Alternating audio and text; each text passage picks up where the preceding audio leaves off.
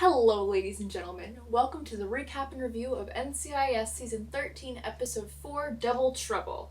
God, I wish that's what people called Gibbs and Vance. Like, oh no, here comes double trouble. And then they would have like a cool secret handshake. It would be amazing. So a young man walks into a lingerie store, and like most young men in lingerie stores do, he robs an illegal sportsbook in the back. So we see him again immediately after the theme song, except this time he's dead. That was quick. They go through the guy's car and he had many fake grenades and 50 grand, so someone had a fun weekend. When they turn the guy's body over, they see that one of his eyes has been scratched out. Such a gruesome murder could only have been committed by the one and only Jack the Ripper. The rest of this episode is quite an emotional journey for Tony. Half of that statement is true. The rest of the episode ends up being quite a journey for Vance, because one of the informants that comes forward is actually an ex-NCIS agent that Vance put behind bars back in the day when he was an agent. So we meet this guy, and he seems like the worst person you went to high school with.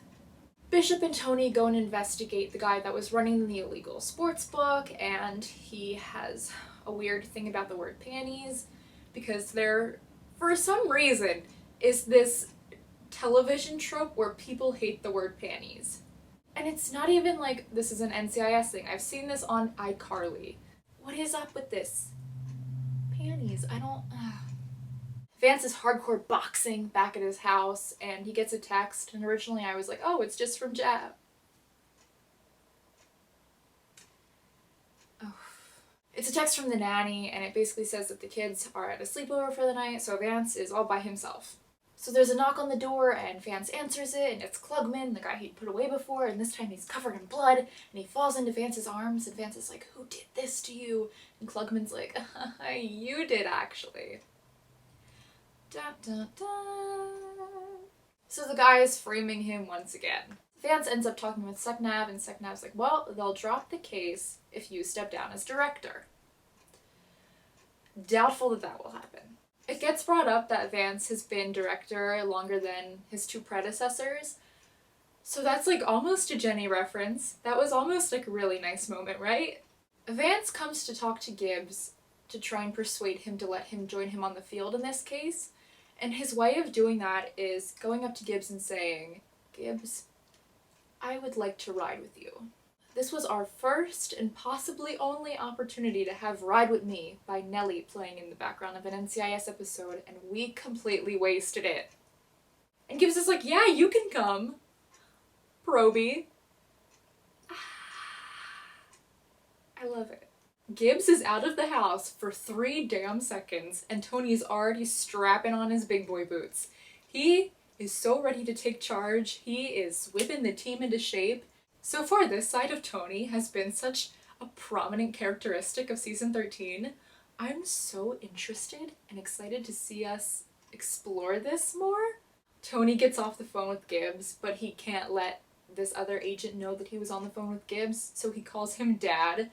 Every time that Tony and Gibbs are on the phone and one can't let another person know that it's them, they refer to each other as father and son. That's such a callback to earlier episodes. I think of the early season 6 episodes, or the one where Gibbs like, oh, my son, Anthony. It's really great. Gibbs and Vance are in the car, and Gibbs is kind of arguing about what Vance's motives are, about whether he has to prove himself or Vance just wants to solve the case. Vance is like, no, I still got it. I got moves you and Seknav haven't even seen before. This is the second time this episode that I'm expecting an impromptu hip-hop sequence to break out. Turns out Klugman and Beef, the head of the illegal sports book, have the same lawyer. That was probably a poor choice. So the dead guy from the beginning was robbing Beef in order to pay for his father's drug rehabilitation, but it turns out that Beef was the drug dealer supplying his father in the first place, so it's the circle of life, my friends. The guy died because when Beef grabbed his hand in the beginning, he had LSD tablets on his hand, so he just really sent that guy right off a cliff. Turns out Lump, the security guard, and Klugman were in on it, and so Vance and Gibbs team up, and they have this big talk about how everything changes. The job, life, hairstyles, everything. The plan is working out as Vance thought it would, but then Lump kind of turns the tables on him, and Vance ends up getting them in quite a fix. But it turns out Gibbs had thought of this from the beginning. Gibbs thought to put his cell phone in there so that they could still track the package even after Lump had taken the tracking device out, as Gibbs thought he would. Vance is like, I'm such a probie. Everyone keeps telling Vance that he's too personally invested in this case, which is ironic because everyone was telling Gibbs that he was too personally invested in another case like 3 seconds ago.